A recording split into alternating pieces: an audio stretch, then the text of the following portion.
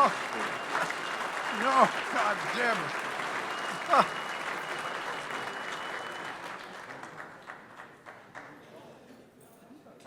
Thank you very much. I don't know if, I suppose everybody here does know Jocelyn extremely well. I only met her through this particular convocation last year, and I hadn't realized some of her more formidable characteristics. In other words, that she's a practiced sadist. You ever see those ancient nature programs when they were a little less polite and they showed man-eating tigers going around having an unusual meal, and then they decided to capture them? So they dig a huge pit and put in sharp bamboo spikes and then wait for the poor old cat to walk in and fall down. This is Jocelyn. She gets Patrick Moore to give a speech, and he rounds the house down and burns down 2 provinces in the process. And rightly so. And then she gets a clean, honest, conscience-ridden chief military man to come up here packed with virtue and honesty and courage and gives him a speech. So here am I. I'm not even a journalist. My careers have no connection whatsoever to these 2 gentlemen who've actually had a life. My association with journalism has essentially been the same as that of a streetwalker to the Department of Highways. And now, each of them having kind of roiled the room, they bring me in as the kind of professional anticlimax. I'm used to being an anticlimax, but not in such huge numbers. And then you bring in Catherine Swift. She could star in some of the Marvel movies. She's an Amazon.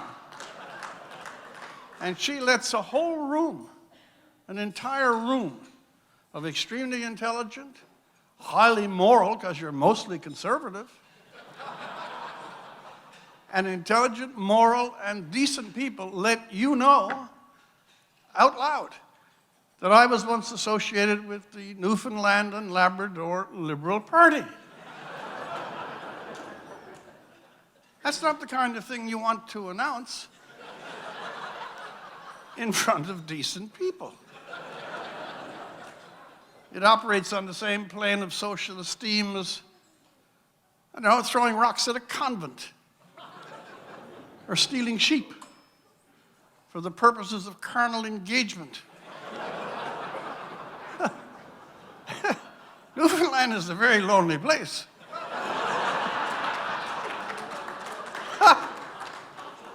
And we have some awesome sheep.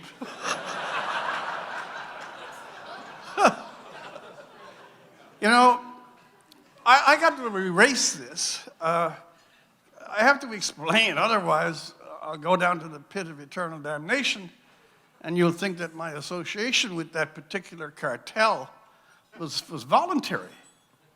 First of all, I grew up in the days of Joseph R. Smallwood, who was a man who had a very limited idea of parliamentary democracy. Joey held most of his cabinet meetings in his head. And they weren't well attended.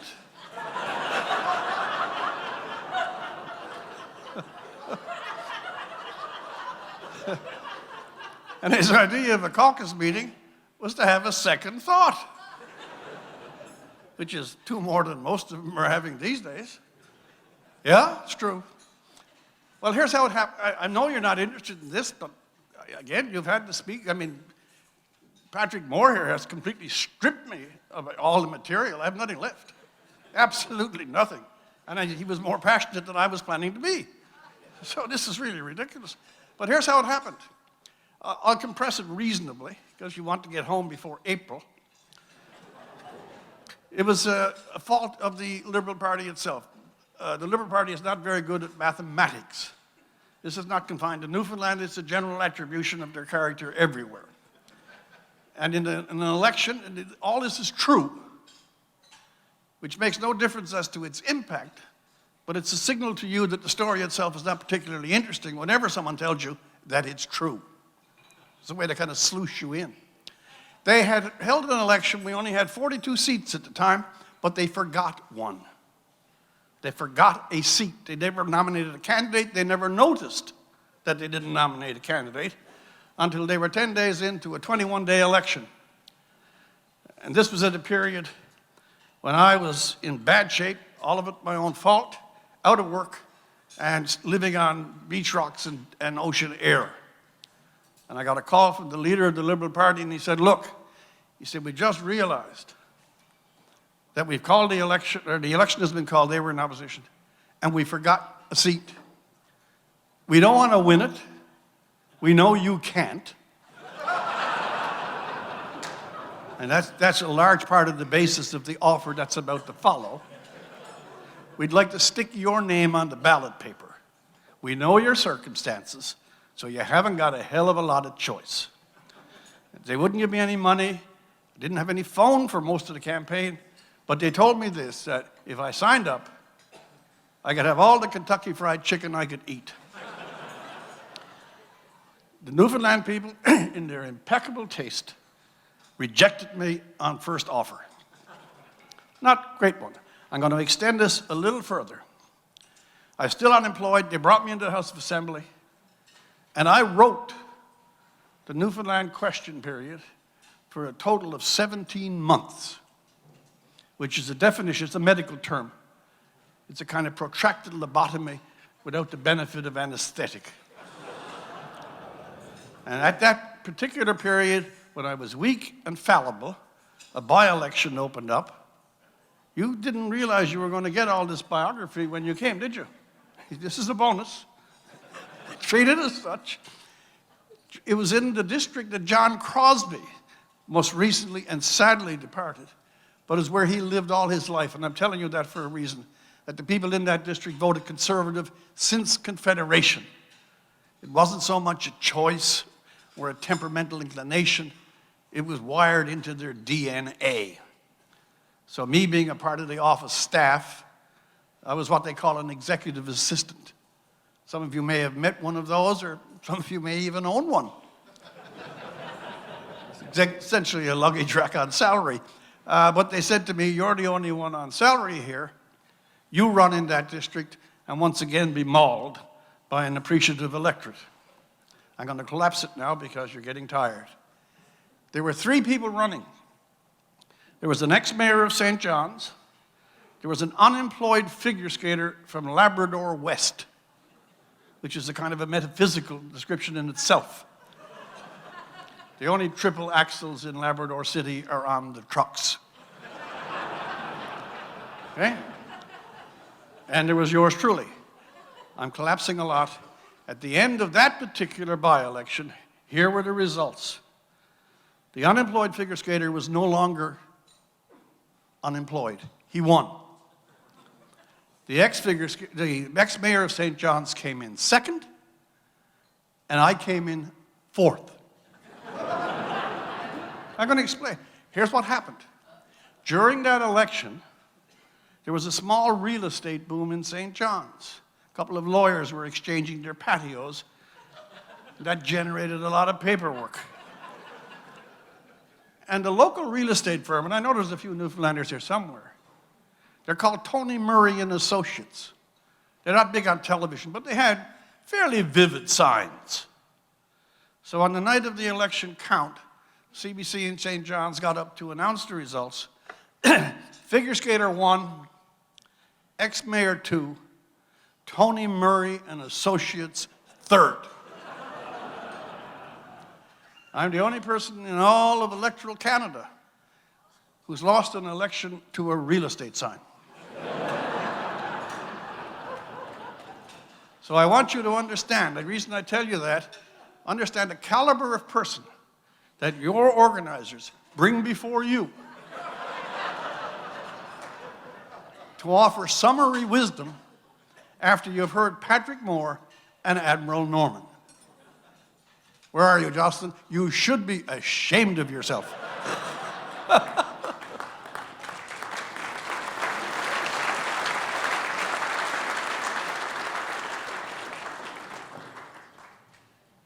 By the way, I got to say a couple of things about our both nominees. The elements that Patrick, if I may say so, the elements that Patrick left out of his own talk was an element that was brought up by the Admiral. To do the stuff, and this is not floss on the occasion of the night. This is exactly what is the truth. To do the stuff that Patrick Moore has been doing over the last 5, 10, 15, and 20 years in countering the mad, fanatic, and in my judgment, the vicious nature of the environmentalist global campaign is not an easy row. There is no other issue, and I'm serious, there is no other issue in this country or many others that is more likely to draw down upon you, never mind the normal spite and verbal abuse, but the concentrated, malicious attention of so many sharp-witted, in a negative sense, sharp-witted people. You get called the most opprobrious terms, you're associated with the denial of the Holocaust, you're mocked in certain circles as a flat earther and a moron, and especially in the light of the collective press, which on this particular issue, the issue of global environmentalism, has resigned all its credentials and has no idea whatsoever of the meaning of the word skepticism. You also exile yourself from the attention due to an informed opinion. So the element that goes to the award, to Mr. Patrick Moore right here, that should be at the top of the characteristics, even ahead of his scientific or his many travels and speeches, is to buck a concentric mentality, to dissent at a time of comfortable, liberal opinion, and not to submit to the lazy pressure that nonetheless is dominant of so-called consensus opinion. It takes courage, as Aristotle pointed out. Courage is the virtue that allows us to exercise all of the others.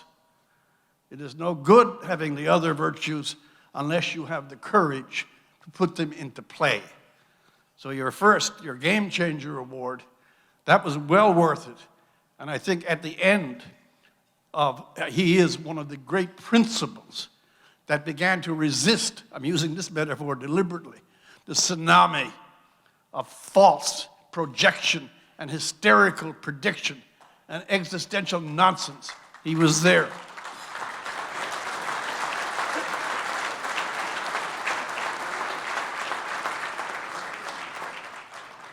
And Admiral Norman, the introducer, Mr. Fury, and others have made clear the value that he plays in this. And I'll just pick up one small term because it is the night of honor to these two people. That he has the courage, he's military. That's a great thing in and of itself. But of all the values that remain in this country, all of them have taken some beating. Cynicism attaches itself to almost all the professions. Did you know, for example, that journalism is held in less respect than politics? Something we in this sidewalk trade should occasionally keep in mind. But there is one institution, and one institution only, that still retains in some form. His own particular episode is a modification, some idea of trust, some idea of an integrity that unites the entire commonality of the nation, outside of politics, outside of provincial or regional or ethnic things. If there is a moral center in the Canadian mentality, it has its personification in citizens' attitude towards those, in the familiar phrase, of those who serve. And so you've won a double thing here tonight, in that you've had one man who commanded, who stood in the face of an overwhelming world propaganda and was besieged and belittled by it, and another who, having kept honor, was put up as a display piece of its opposite by elements here, and by his own stature and character, reinforced people's idea of the integrity of the armed forces. This is a great combination. And as I say, I don't know what I'm doing here because I've basically wasted my life.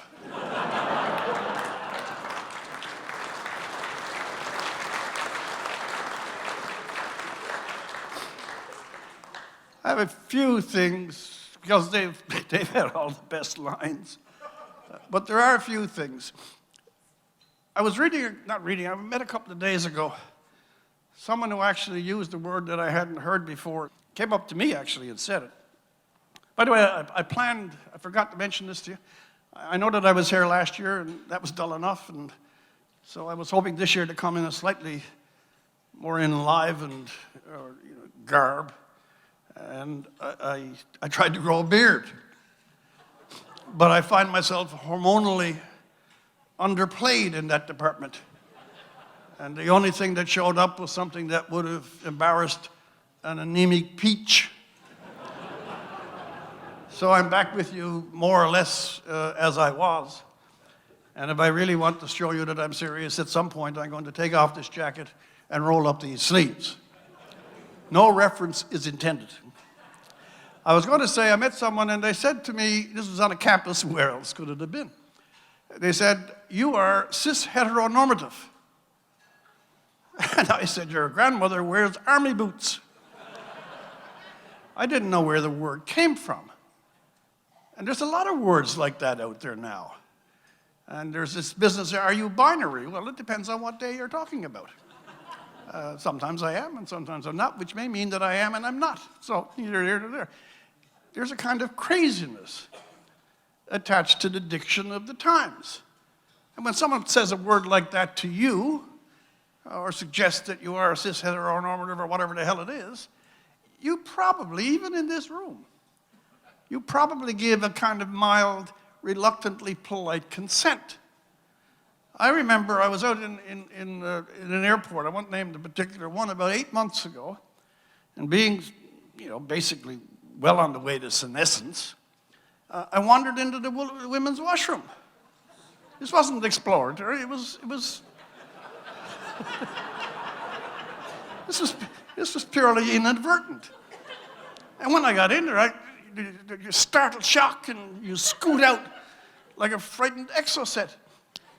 And now if I'm going through the same airport, it often occurs to me, maybe it's mandatory for me now to go into the women's washroom. Do you understand how confusing this is starting to get? And that we have all sorts of, I don't know what it even means, gender neutrality. Does that mean that it's all gone? Both elements, everything? And yet we kind of say to ourselves, these terms they're awkward and we'd never use them in anything that passed for real life. And then you had, I'm going to give you a bit of current affairs, that complete moron out in British Columbia. Yanov, the guy that wanted to get his bloated elephant testicles. Well, that's what they were. They wanted to get them cosmetized by 16 mainly immigrant women who were holding their gag flex even at the thought. And you do realize, and this is a joke, but this is not a joke, that this strange adventurer from planets we have not yet met is received by the British Columbia Human Rights Commission. And instead of looking at the 16 sane and poor women who are not interested in taking a razor to his petite basketballs, they go ahead and have a case. This is insane. And yet you had major newscasters in this country, major newscasters. The Post-Millennium did a great job, but I'm talking about the major ones that stayed astray from that absolutely absurd and despicable. He was attacking immigrant women because, we're now into some other strange set of territories. At your dinner tables, you would have mocked and laughed your heads off, or been appalled that poor women who were trying to make a living in one of the most difficult of circumstances were now being harassed by some malicious exhibitionist. It's upside down. But I'll keep going up the scale just a little bit and a little bit and a little bit. Patrick has touched on this. There's a cost to global warming. And I'm not just talking about the loss of jobs. I'm not talking about the close down of great operations and young and old people who had worthwhile lives and who felt the dignity of jobs and work. The idea that somehow they were contributing to a great project, that was prideful. But they didn't have that deep, absent in the gut feeling that when you are not supporting either yourself or those whom most you love, and you have to go outside and ask for alms, this strips the psychology of men and women. That's the cost, but that's not the cost that I'm speaking of. And it's not the cost to the reputation of this country. I recall 12 and 13 years ago going up to Fort McMurray, and reporters from the London tabloids and the August Times and Independent were going up there, and this was told to me by Melissa Blake, the mayor. Some of them spent 2 days in the strip joint, had their photographs already taken, and went back and slandered Canada as the dynamite stick that was going to blow the whole global warming globe away. And that Fort McMurray was the trigger point of our extinction. They slandered the project, they slandered the town, they slandered Alberta, and they slandered Canada. That's another cost of all of this, that somehow we've been brutalized.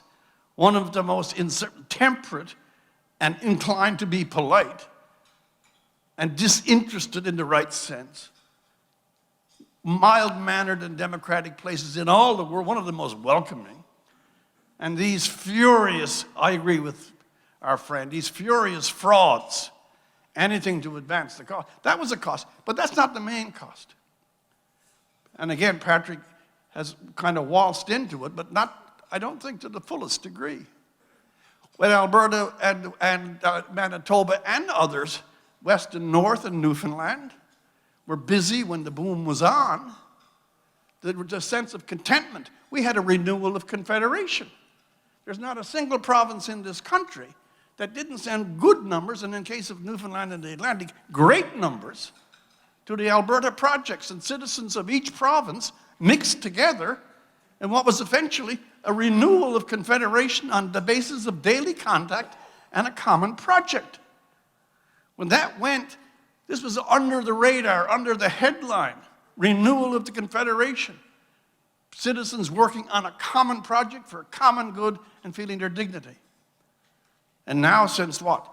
Since they went on this pipeline phobia, and since we have the obscenity of oil sitting in the ground and the inland provinces and the cancellation of energy east in the simple snap of a finger, they shrunk that possibility away. We have the insanity, and here's the one. We have the insanity of a nation contingent upon its resource industries. It feeds the manufacturing. It is the basis of the manufacturing that puts embargoes on the two provinces that have made such a contribution and chokes off the oil resource of your own country to the other part of the country. There's the cost of environmentalism. We have introduced the first fracture, the first serious fracture into our confederation by this insane embrace of apocalyptic, anthropogenic global warming. It is my fervent belief that until there are pipelines, plural,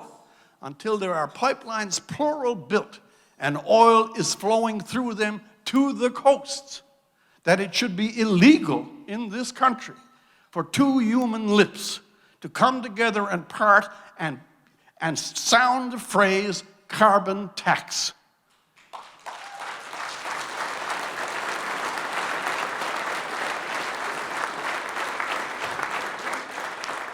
So I bring it all the way back.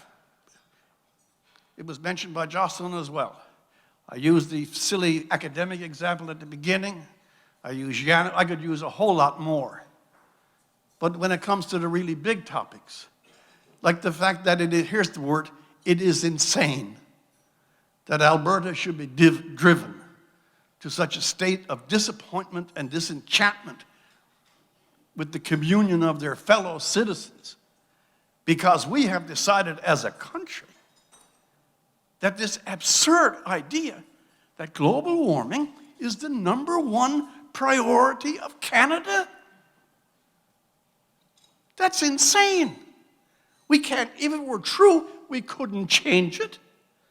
And as far as the useless carbon tax is concerned, half an hour into Chinese takeouts over in Shanghai will wipe that out. Whatever we do is nullified before they get the press release out. And on the basis of that, we suffocate the industry, we anger the provinces, we drive up your fuel bills, and you have 2 decades of Kathleen Wynne and McGuinty. Have you thought of the cost of all of this? Here's what I would say to you as a way at the end. Your coalition was formed, I gather that after listening, because unless someone speaks, no one speaks at all. But we're in a curious period of our lives.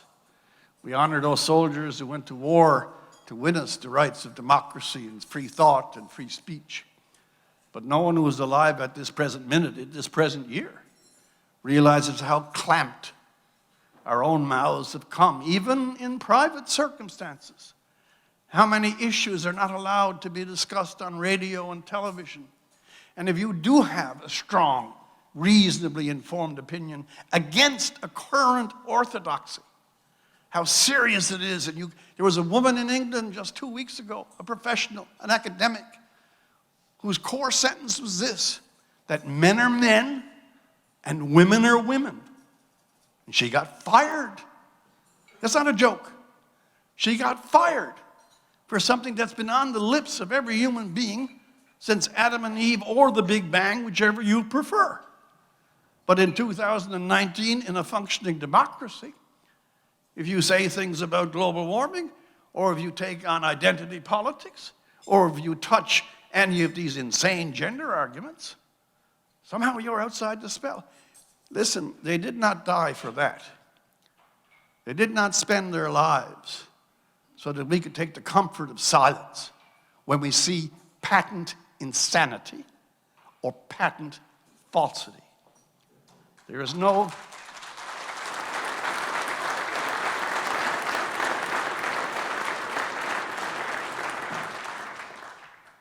real cost today. It's not Russia, you don't go to the gulags, it's not China, you don't go to theirs, it's not certainly, thank God, not North Korea.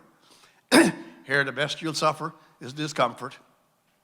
The worst you might suffer is the loss of a job or having to endure a slander. These are not nice things, but they don't raise to the level of heroics. We're not dealing with Solzhenitsyn, we're not dealing with the camps of the Nazis. We in Canada, apart from the legacy of freedom, also still have the great latitude in which to exercise it. But we are shortchanging our own country by our reluctance, and at the level of government, by their genuflection to this current mania. It will fade. But their wish to appear before the rest of the world as creatures who were standing by the tomb. We're going to be world leaders in the fight against global warming. We are sacrificing the key elements of our own confederation. We are antagonizing some of the most industrious people in the country, and we are putting a throttle on all small, self-reliant enterprise that, as everybody in this room knows, is the genuine engine of not only Canadian prosperity, but Canadian contentment. Anyway, to Jocelyn, as I kind of wind myself down, I'm really, really, really ticked at you, and I will be speaking to you very loudly thereafter. But I do much appreciate the fact I was surprised to be asked to return. I always recall the words of Samuel Johnson on such occasions. He was speaking of second marriages. And of course, in his day, they were somewhat frowned upon as opposed to now when they're obligatory. Oh well, real estate, yeah. But his point was that in those days, that's 200 years ago, that second marriages were a triumph of hope over experience. That's what you've just endured. Take care.